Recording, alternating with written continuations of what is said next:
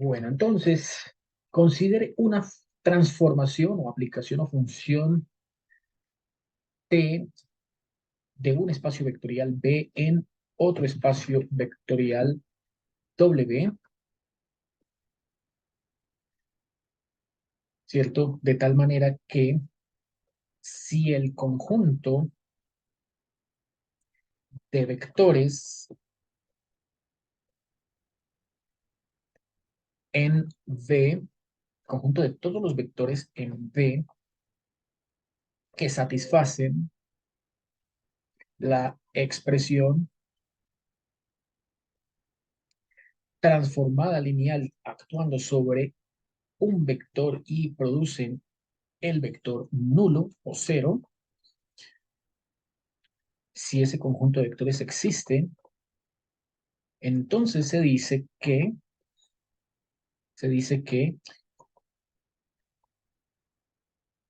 ese grupo de vectores B constituyen el núcleo o kernel, núcleo o kernel, como dice acá, de la transformación lineal T.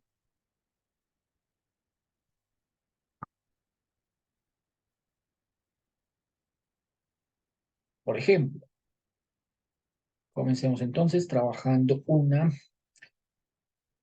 un desarrollo sobre una matriz asociada a una transformación lineal. Esta matriz de transformación, vamos a ver que no es cuadrada, ¿cierto? Depende de la naturaleza o las características de la transformación. Por ejemplo, para este que vamos a desarrollar, primer ejemplo del día de hoy, es una transformación del espacio en el plano R3 en R2, en donde sugieren que tome un vector. Si es de tres componentes, pues B1, B2 y B3.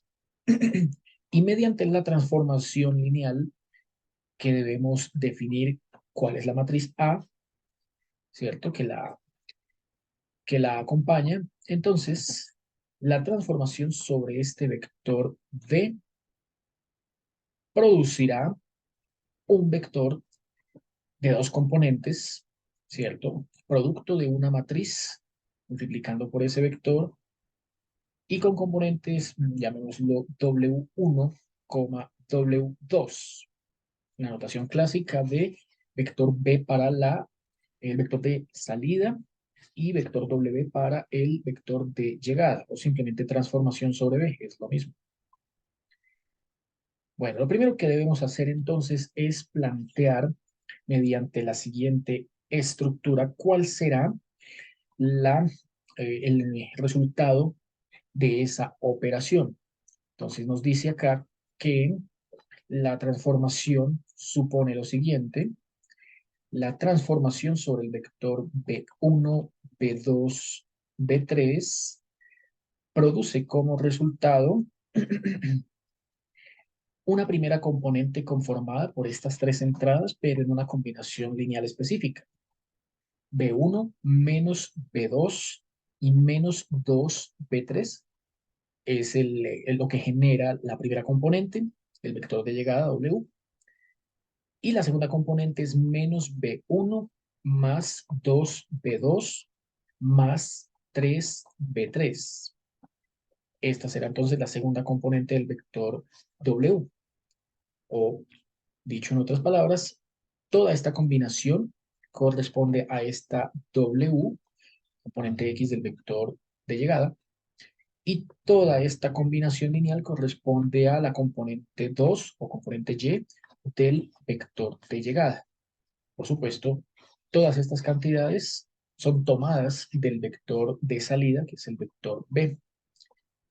Bueno, entonces vamos a reconstruir esta transformación que están planteándonos acá en forma de producto matricial. O sea, para esta transformación vamos a buscar cuál es su matriz de transformación asociada. Bueno, entonces lo primero que uno hace es, si aplicamos este concepto de que hay una matriz A que operando sobre este vector de 3 componentes genera un vector de 2 componentes, ¿cierto? La situación que estamos aquí mencionando sería o tendría estas características. Una matriz A, ¿cierto? Una matriz A, creo que la hice muy grande por acá. Una matriz A de orden m por n estaría multiplicándose con un vector V, que claramente tiene 3 componentes, V1, V2 y V3. Entonces, este vector columna pues tiene 3 filas por una columna, 3 por 1, y produce como resultado un vector más pequeño, también vector columna, que tiene componentes W1 y W2. Vector entonces 2 por 1. Lo que sabemos, como siempre, es que en el producto matricial que se estudió por allá en segundo corte, este número y este número tienen que ser iguales para que el producto matricial esté definido. Entonces, claramente, n es igual a 3. Luego, estamos hablando de una matriz con 3 columnas. 1, 2, 3 columnas. Necesitaríamos entonces averiguar el número de filas que tiene esta matriz. Para ello, entonces, nos apoyamos en este resultado y sabemos que el orden de la matriz resultante, 2 por 1, se obtiene de multiplicar el número de filas de la matriz que estamos buscando construir A por el número de columnas del vector por el cual se está multiplicando, el vector B. Así que si m por 1 es igual a este resultado, 2 por 1, ¿cierto? Es el orden de la matriz que se obtiene, pues vemos claramente que m entonces tiene que valer 2. Luego, la matriz que estamos aquí trabajando, ¿cierto? Es de orden 2 por 3. 2 filas por 3 columnas. Entonces necesitamos ocupar o llenar, ¿cierto? Todas las entradas, todos los elementos que componen a esta matriz de 2 filas por 3 columnas, de acuerdo a estas dos ecuaciones que están produciendo las entradas W1 y W2 del vector de salida. Entonces, lo que uno hace es lo siguiente. Vamos por aquí al lado y planteamos un sistema matricial de dos ecuaciones con dos incógnitas, en donde la primera ecuación sea B1 menos B2 menos 2B3 igual a W1, es decir, acabo de plantear en forma de ecuación esta primera componente de la transformación lineal. Y la segunda ecuación será la segunda componente, o sea, esta la proporciona, queda menos B1 más 2B2 más 3B3 igual a W2. Claramente de aquí es de donde va a salir esa matriz de 2 por 3 que estamos buscando completar. Bueno, notes entonces que si escribimos esta operación que estamos aquí planteando al lado, al costado derecho de la pantalla, ¿cierto? Tendríamos lo siguiente. Construiremos una matriz con todos los coeficientes que aquí vemos. Esos coeficientes, por supuesto, son este 1, este menos 1 y este menos 2, primera fila. Este menos 1, este 2 y este 3, segunda fila. El vector B es de 3 entradas y el vector W tiene 2 entradas. Es decir, exactamente la misma construcción que tenemos aquí al costado izquierdo. Así que el primer elemento sería 1, el segundo elemento sería menos 1 y el tercer elemento sería menos 2 de esa matriz. Esos son justamente los números que van acá. 1, menos 1 y menos 2. En la segunda fila tenemos al menos 1, a este número 2 y a este número 3. Esos números van acá, menos 1, 2 y 3. Y en efecto ya tenemos, mediante esta construcción, el sistema matricial A por un vector B igual a un vector W. Justo lo que tenemos al costado izquierdo de la pantalla. Son dos análisis que conducen a lo mismo. En general, pues son complementarios. Bueno, de aquí nos interesa, por supuesto, es esta matriz, ¿cierto? Y como estamos analizando el kernel supone que el vector W tiene por entradas 0.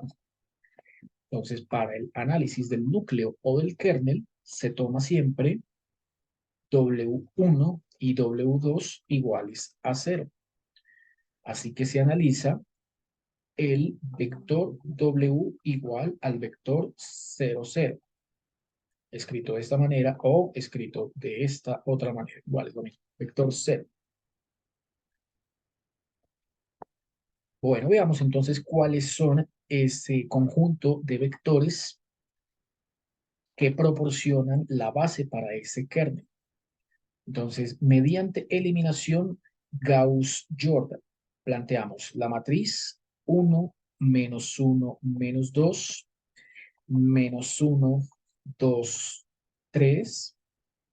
Y a esta matriz empezamos a hacerle el análisis clásico al que estamos acostumbrados, ¿cierto? Desde el primer corte, que es identificar un pivote, utilizarlo para eliminar todas las demás componentes, encima y debajo, ¿cierto? Bueno, ahí claramente ya el pivote está, es un 1. La instrucción que se le da es sumar esa fila 1 con la fila 2, ubicar ese resultado en la fila 2, y eso genera el 0 aquí en esta posición, posición 21. Por lo tanto, la fila 1 no cambia y nos queda 1, menos 1, menos 2 en la primera, y en la segunda lo que se obtenga de sumarlas, 1 menos 1, 0, menos 1 más 2, 1 positivo, menos 2 más 3, 1 positivo. No hace falta, pues, ampliar la matriz, porque igual como está ampliada con el vector 0, pues esas entradas al final no cambian. Entonces, no es necesario hacerlo. En este primer paso, esta primera instrucción, se obtuvo esta matriz. Ahora, la segunda instrucción requiere que eliminemos esta entrada. Sería la entrada 12. Ahí donde tenemos ese menos 1. La instrucción simplemente es, de nuevo, sumar la fila 1 con la fila 2 y colocar ese resultado en la fila 1. Esto gracias a que aquí ya salió el pivote, como es ideal siempre, lo que uno esperaría, un pivote unitario, ¿cierto? No hay que cambiarle signo, no hay que hacerle nada, dividir, multiplicar por nada, listo.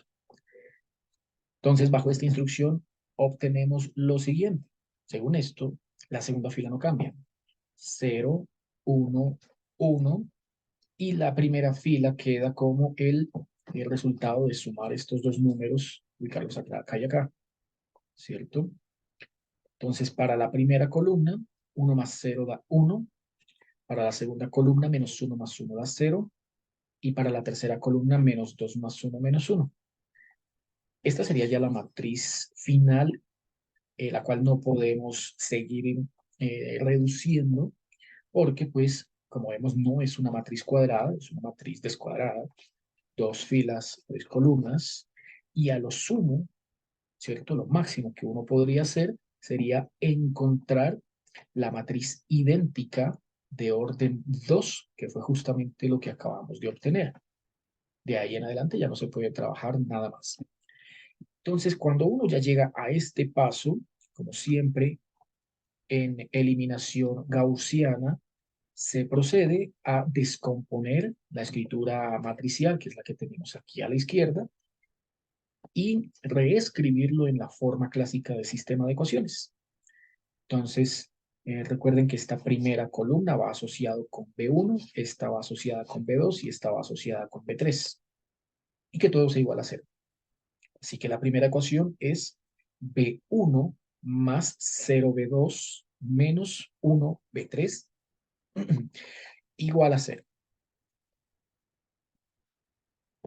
La segunda columna tenemos 0B1 más B2 más 1B3 igual a 0 también. Por lo que estamos analizando el kernel, se iguala a 0. Sistema homogéneo, como lo que se vio en segundo corte. Con este sistema de ecuaciones, claramente lo que estamos viendo es que hay dos ecuaciones con tres incógnitas.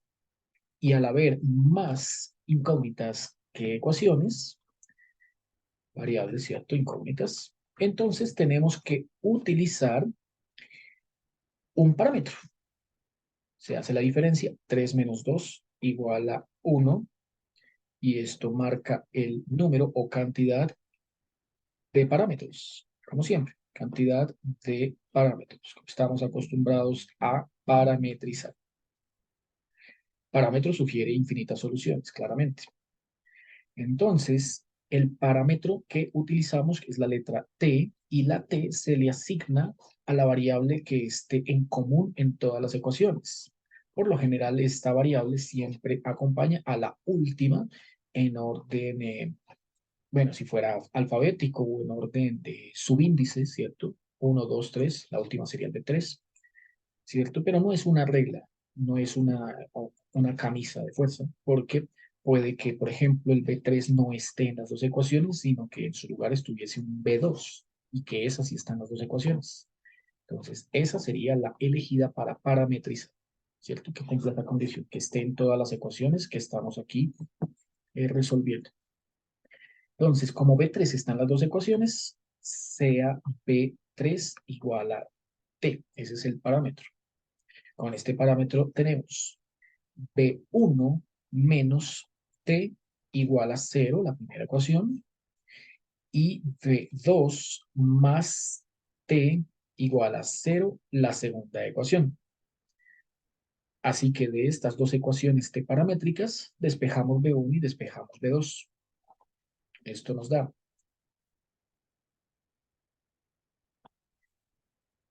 de la primera B1 igual, este T está rezando, pasa al otro lado a sumar. De la segunda B2 está acompañada del más T, pasa al otro lado menos T, B2 igual a menos T. Y con esta, entonces ya sabe uno que, sabiendo que también B3 vale T, es lo que tenemos aquí arriba, podemos volverlo a escribir acá, T vale 3, B3 vale T, perdón. Entonces, con estos tres valores, como de costumbre, escribimos el vector dado V en la siguiente forma. Entonces, el vector B, con sus tres componentes, B1, B2 y B3.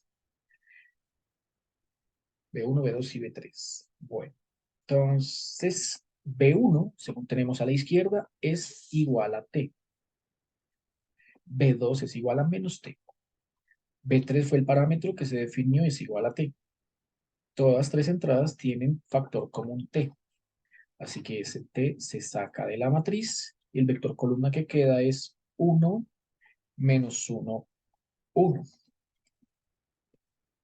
La construcción final, o sea, la forma de entregar la respuesta para contestar cuál es el kernel, es la siguiente.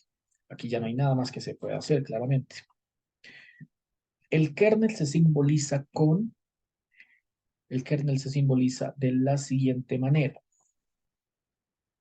K mayúscula ER, kernel o núcleo. Kernel asociado a la transformación dada T, ker de T. Abrimos un conjunto.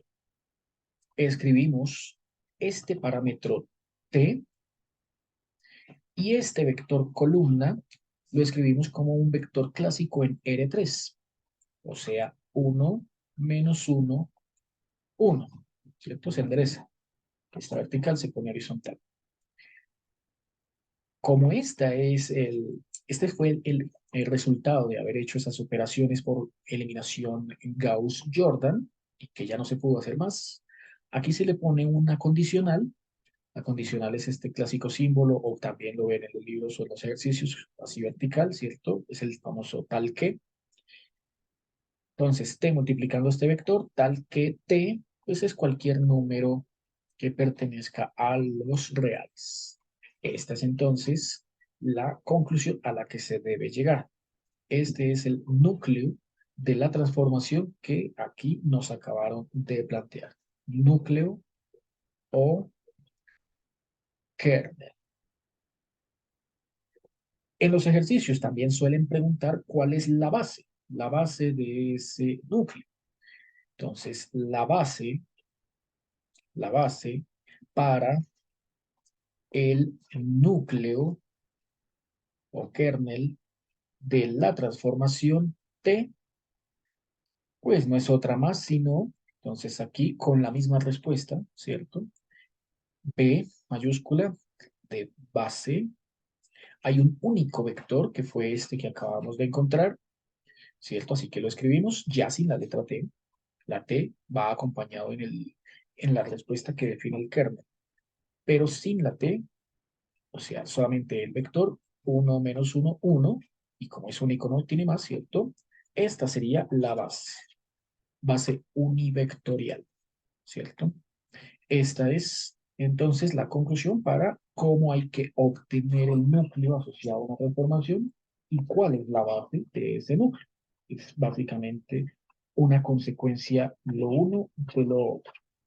No es bastante sencillo, es solamente llevar las cuentas sin, sin prisa, ¿cierto? Para evitar equivocaciones por signos o operaciones por ahí inadecuadas y lo que dé de una eliminación gaussiana, Gauss-Jordan clásica, ¿cierto? Como lo hemos trabajado desde el primer corte, pues nos conduce a la solución. Veamos un segundo ejemplo, ya con una matriz un poquito más grande. Ejemplo número 2. Lo mismo, la misma pregunta, halle la base.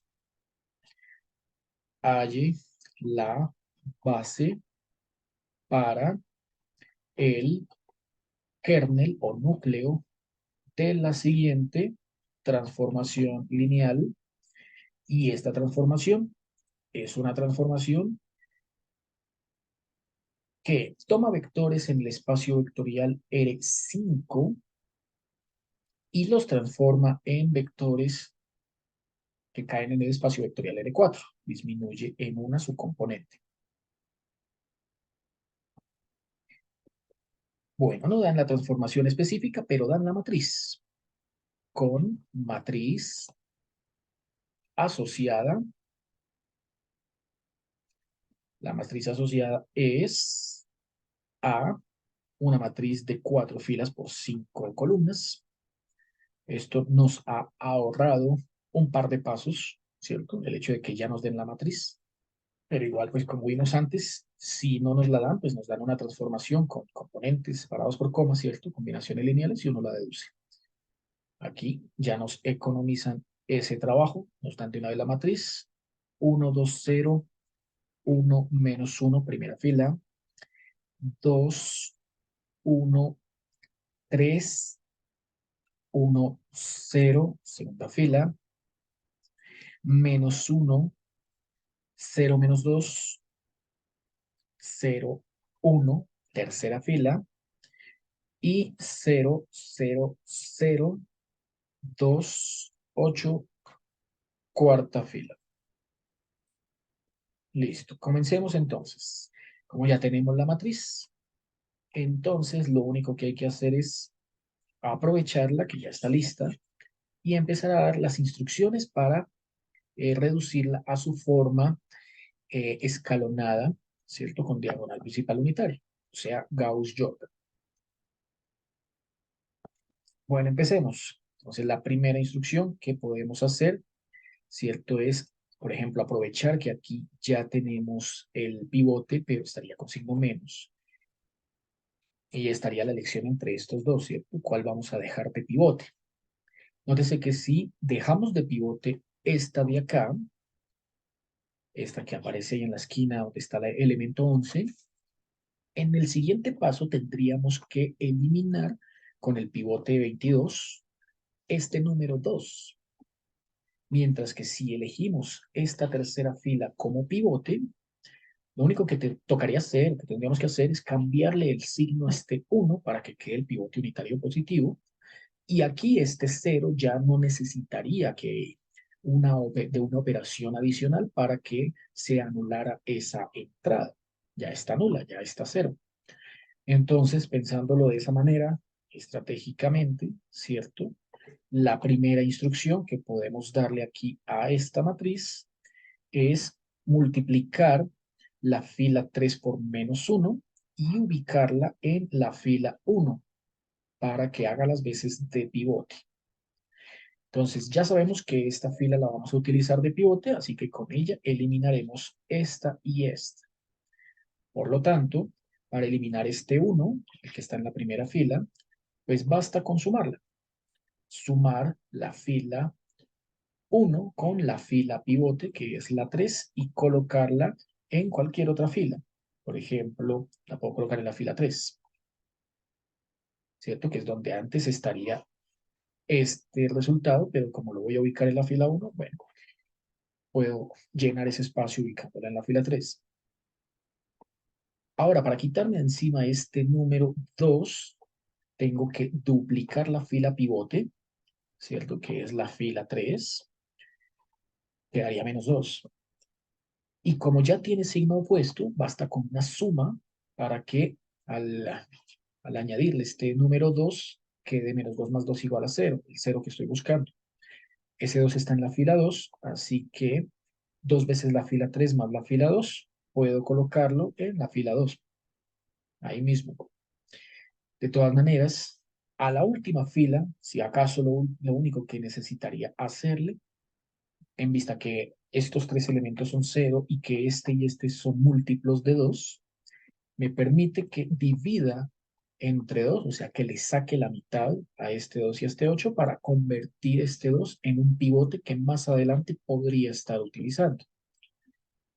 Ahí sería ya el pivote 44, pero todavía faltan pasos para llegar a él. Entonces, dejemos la operación un medio de fila 4 para que afecte la fila 4 y la vuelva a escribir, o sea, colóquelo en la fila 4 y más adelante la volveremos a utilizar. Entonces, es una matriz a la que le podemos asignar tantas instrucciones como número de filas hay, ¿cierto? Pocas veces esto sucede. Esta es una matriz que sí lo permite y con ello lograremos escribir la primera columna de esta manera. No importa cómo queden las demás, ¿cierto? Ese es el propósito de la eliminación Gauss-Jordan. La gaussiana también, ¿cierto? El primer paso es el mismo para ambas. Dice entonces que este -1 cambia acá y lo escribo a positivo, ahí quedó. 0 no cambia signo, el que cambia signo es el 2. Este 0 tampoco y este 1 queda negativo. Lista entonces la primera fila. La segunda fila se obtiene de duplicar la fila 3 y sumarle la fila 2. Entonces, estas dos, ¿no? Duplicar la fila 3 y sumarle la fila 2. -2 por una, -2, más 2, 0. 2 por 0, 0. Más 1, 1. 2 por -2, -4. -4 más 3, -1. 2 por 0, 0. 0 más 1, 1. 2 por 1, 2. 2 más 0, 2. Siguiente instrucción. Sume la fila 1 con la 3 y ponga el resultado de esa operación en la fila 3. Entonces, 1 con este -1 da 0, se coloca acá. 2 con este 0 da 2. 0 con este -2 da -2. 1 con 0 da 1 y -1 con 1 da 0. Y la última operación, que le saque la mitad a toda la cuarta fila. Entonces, la mitad, pues, no cambia este 0 ni este, cambia este 2 por un 1 y cambia este 8 por un 4. Listo. Ahí matamos dos pájaros de un solo tiro, porque, nótese, Se obtuvo el pivote 22, pivote unitario y positivo, como se necesita, y también se obtuvo el pivote 44, que se usa de últimas. Todavía no, se deja ahí guardado para el último paso de este procedimiento. Con este pivote, el pivote 22, ese que está ahí marcado, vamos a eliminar el 2, que está debajo, puesto que los ceros ya se encuentran aquí y acá en su posición respectiva. Entonces, la instrucción.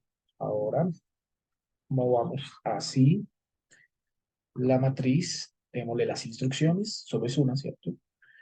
Es duplicar la fila pivote, que en este caso sería la fila 2. Si duplico la fila pivote, que es 2, 2 por una daría 2, y luego le tendría que restar, ¿cierto? La fila 3. Si le resto la fila 3, elimino este 2, que es lo que necesito. 2 fila 2 menos fila 3, lo pongo en la fila 3. No es más. Esto me queda. 3 filas no cambian, ¿cierto? La fila 1, la 3 y la 4. Esas no cambian, la 2 y la 4. La que cambia es la 3. A ver, con esto. Fila 1 no cambia. 1, 0, 2, 0, menos 1. Fila 2 no cambia. 0, 1, menos 1, 1, 2. Fila 4 no cambia. 0, 0, 0, 1, 4. Y 2 veces la 2, toda esta, réstelo con la tercera. Lo que se pone acá, entonces, 0 con 0 da 0. 2 por 1, 2, menos 2, 0. Menos 1 por 2 da menos 2. Y ese menos 2 se resta con menos 2. O sea, menos por menos más. 2 veces este menos 1 da menos 2. Menos este menos quedaría más 2. Eso da 0 y se pone acá. Siguiente. 2 veces este 1. 2 veces este 1. 2 por 1, 2. Se resta con este 1. 2 menos 1, 1. Siguiente. 2 con este 2 da 4. Con este 2 da 4. Y hay que restarle 0. Entonces 4 menos 0, 4. Notes entonces que nos ha salido exactamente la misma fila 4. Las filas 3 y 4 son iguales. Entonces, esto sugiere una fila de ceros. Y una fila de ceros para una matriz que ya estaba descuadrada. La cuadrada era 1, 2, 3, 4 filas por 5 columnas. Hace evidente la necesidad ya no de uno, sino de dos parámetros. Veamos cuáles son. Bueno, entonces aquí lo que puedo hacer es lo siguiente. Vamos otra vez el tablero un poco más hacia la izquierda para que haga campo y nos permita plantear las operaciones. Esta matriz anidada que ven acá, matriz de orden 2, sugiere que ya la fila 1 y la fila 2 no necesitan ningún otro trabajo. Sin embargo, como aquí apareció un elemento pivote, ¿cierto? Que sería cualquiera de estos dos, es el mismo, ¿cierto? Y que la resta de esas dos filas va a generar una fila de ceros, fila 3 menos fila 4, póngalo en la fila 4, fila de ceros.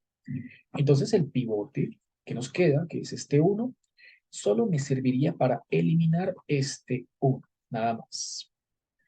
Así que para eliminar este 1, la otra instrucción que le doy es una resta, simplemente. Entonces, tomo la fila 2 y lo resto con la fila 3 para que los cambios queden en la fila 2 y así desaparezca este 1 y se convierta en un 0. Con esto pues ya tendríamos todas las posibles operaciones que por Gauss-Jordan le podríamos estar haciendo a esa matriz. Así que la fila 1 no cambia, 1, 0, 2, 0, menos 1. La fila 2 sí cambia porque hay que restarla con la 3 y reubicarla ahí en la fila 2. Entonces 0 menos 0, 0, 1 menos 0, 1, menos 1 menos 0, menos 1, 1 menos 1, 0, 2 menos 4, menos 2. Listo, entonces la fila 2. La fila 3 tampoco cambió. Quedó 0, 0, 0, 1, 4. Y la fila 4, pues, es la que sale como fila de ceros. 0, 0, 0, 0, 0. Entonces, veamos. Aquí ya no hay nada más que se pueda hacer, ¿cierto? Este pivote ya eliminó a todos estos elementos. Este pivote eliminó a todos estos elementos. Este pivote eliminó a todos estos elementos. Y como ven, no hay más pivotes, entonces no hay más elementos que se tengan que eliminar. Bueno, esto sugiere tres vectores linealmente independientes, ¿no? Este es uno, este es otro y este es otro. No es muy común que estos vectores tengan esta estructura porque normalmente el tercer vector linealmente independiente estaría con el 1 acá, ¿cierto? Y nos permitirían eliminar estas dos entradas. Pero resulta que el vector linealmente independiente no fue ese, sino este. O sea, con el 1 acá en la entrada 44. Que lo puse ahí en la 34 porque pues aquí siempre se llena con filas de ceros. En este sentido, vamos a ver cómo hay que parametrizar esa matriz cuando esto pasa. Bueno, veamos. Entonces, voy a resaltar aquí los tres vectores que me salieron. 1, 2 y 3. Y en palabras describo lo que voy a hacer. Hay tres vectores linealmente independientes, ¿no? El problema hay 5 incógnitas. 5 incógnitas. Hay 5 incógnitas. Podemos llamarla X, B, como sea. Digamos que B1, B2, B3, B4 y B5. Para seguir el mismo orden, la misma notación del ejemplo anterior, con letra B. Hay 5 incógnitas. Entonces, como hay tres vectores linealmente independientes y 5 incógnitas, la operación es una resta. 5 menos 3 igual a 2. 5 menos 3 igual a 2 sugiere que se necesitan dos parámetros. ¿Cuáles serían esos parámetros? Bueno, para definirlos, entonces toca descomponer el sistema que tengo acá en forma de sistema de ecuaciones. Ya saben que 1 va asociado con B1, esta columna 2 con B2, esta columna 3 con B3, esta columna 4 con B4 y esta con B5. El sistema de ecuaciones queda B1 más 0B2 más 2B3 más 0B4 menos B5. Y como estamos hallando el kernel, se iguala a 0. La segunda ecuación, 0B1 más 1B2 menos 1B3 más 0B4 menos 2B5 se iguala a 0. Y la tercera va 0 en el 1, en el 2, en el 3, 1B4 más 4B5. Listo. Es evidente que de las tres ecuaciones que aquí salieron, esta cantidad incógnita B5 aparece en todas tres ecuaciones, ¿no? Así que B5 es una variable que obligadamente debemos parametrizar. Sea B5 igual a T. Primer parámetro. Pero aquí abajo vimos que son dos los que se necesitan. Así que, ¿cuál sería la otra? Bueno, entonces, para parametrizar cualquier otra, entonces tenemos B1, tenemos B2, el B1 está solamente en una ecuación, el B2 está solamente en una ecuación, ¿cierto? El B1 solo está en la ecuación. El B2 está solamente en la ecuación 2. El B3 está en las dos primeras ecuaciones. El B4 solo está en la tercera ecuación. Y el B5, pues sí, tuvimos la suerte que estaba en todas tres ecuaciones. Así que en este caso, tenemos que elegir a la siguiente variable que ocupe la mayor cantidad de posiciones en el sistema, o sea, a la variable que aparezca más veces o en el mayor número de ecuaciones después de B5. Entonces que B5 aparece en tres ecuaciones, la que le seguiría es B3. B3 aparece en dos ecuaciones. O sea, no sirve B1, no sirve B2 y no sirve B4 para parametrizar porque B1, B2 y B4 solo aparecen una vez en el sistema que tenemos acá. En cambio, B3 sí al menos aparece dos veces. Entonces, lo ideal es que apareciera tres veces, pero si no aparece las tres sino dos, igual sirve. En ese orden es que se eligen los parámetros. Así que sea B5 igual a T y sea B3 igual a S, que son las letras que uno acostumbra siempre a utilizar cuando parametriza un sistema de infinitas soluciones. En este sentido, ¿qué hay que hacer? Bueno, entonces ya teniendo los parámetros listos, bien definidos, ¿cierto?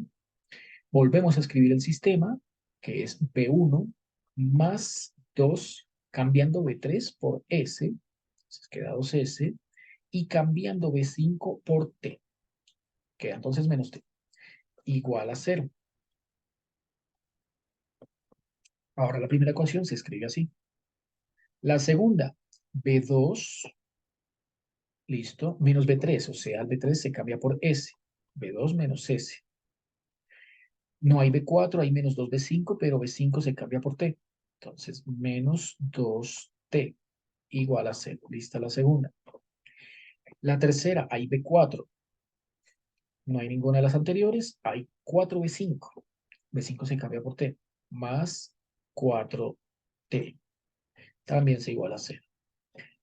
Ahora sí, de estas ecuaciones, utilizando estas dos ya parametrizadas, ¿cierto? O sea, parámetro T aquí y acá, parámetro S aquí y acá, despejamos las que quedaron.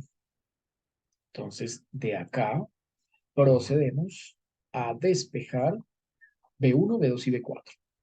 Y esto nos da B1 igual a, ahí en orden alfabético, primero va la S y luego va la T, ¿cierto? Entonces, 2S pasa al otro lado a restar y T está sumando, pasa al otro lado a sumar. En el 2, B2, primero va la S, que aquí está restando, pasa al otro lado a sumar. Y luego menos 2T está restando, pasa al otro lado a sumar. Sigue B3, B4. Aquí no hay S, pero hay letra T y está sumando, pasa al otro lado a restar. Entonces queda menos 4T. Y como se había definido hace un instante acá, que B5 era T y B3 era S, entonces ya con estas cinco expresiones tengo la solución del vector B. T paramétrico, T y S paramétrico, que son dos, ¿no? Dos parámetros. Entonces señalemos. Señalémoslo aquí con este color verde. Y tengo B1, tengo B2, tengo B3, tengo B4 y tengo B5. Por lo tanto, entonces organicemos separando por acá para escribir lo que nos va a quedar. Separo aquí, separo allá. Listo. Por lo tanto, el vector B quedó, bueno, en orden, sus cinco componentes. B1, B2, B3, B4 y B5. Listas sus cinco componentes. Se reemplazan por las expresiones que dependen de S y T, que son las que están en el resaltador verde. Entonces, B1 se cambia por menos 2S más T. B2 se cambia por S más 2T. B3 se cambia por S, se pone acá. Aquí si no va letra T, se asume que es un 0. B4 se cambia por menos 4T. va aquí, en la misma columna de la letra T, y si aquí no va letra S, pues se asume que es un 0. Y 5, B5 es T, va en la columna de las T, es positivo, ¿cierto? Y se asume que si no tiene letra S, esa S es un 0. Habiendo ya reemplazado, entonces separamos. La separación se hace en dos vectores, ¿no? Un primer vector que tiene factor común S. No importa que tenga ceros, 0 por S igual sigue siendo 0. Ponemos aquí entrada menos 2. Si aquí hay S, es un 1. Si aquí también hay S, es un 1. Si aquí hay 0, pues no cambia, sigue siendo 0. Y para el segundo vector es T, el escalar factor común. Entonces, colocaremos 1, 2, 0, menos 4 y 1 positivo. Con esto hemos encontrado lo que preguntaba. Entonces, veamos cómo escribirlo. Entonces, por un lado, el núcleo de la transformación es kernel, se escribe así, ya saben, kernel o núcleo de la transformación, igual al conjunto de todos los vectores S multiplicando a menos 2, 1, 1, 0 y 0, no que se tome este y lo enderecé, más T, toca tomar el otro, enderezarlo, 1, 2, 0, menos 4, 1, listo. Ahí no se cierra el conjunto porque falta la condición.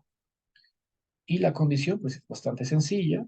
Entonces va el condicional tal que es simplemente decir que tanto la S como la T son ambos cualesquiera números reales. Este sería el kernel o núcleo de la transformación del ejemplo 2. Y lo que preguntarían ahí sería la base. Si el núcleo es este, entonces la base para esa transformación, para ese núcleo de la transformación, la base es. Entonces la base la escribiremos así, así. B mayúscula igual conjunto, solamente tomo los vectores, menos 2, 1, 1, 0, 0, ahí todavía no, es paréntesis redondo, coma y va el otro.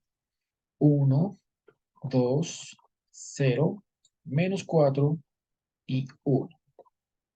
Ahí sí cierra el corchete y vemos que es una base bidimensional, o sea, de dos vectores.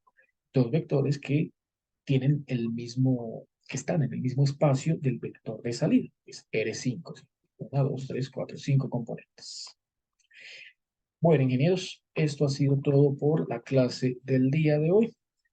Ya de transformaciones lineales, queda la transformación de una función compuesta, quedan las matrices de transición y semejanza, las bases no estándar, algunos conceptos como nulidad, composición, contradominio, ¿cierto?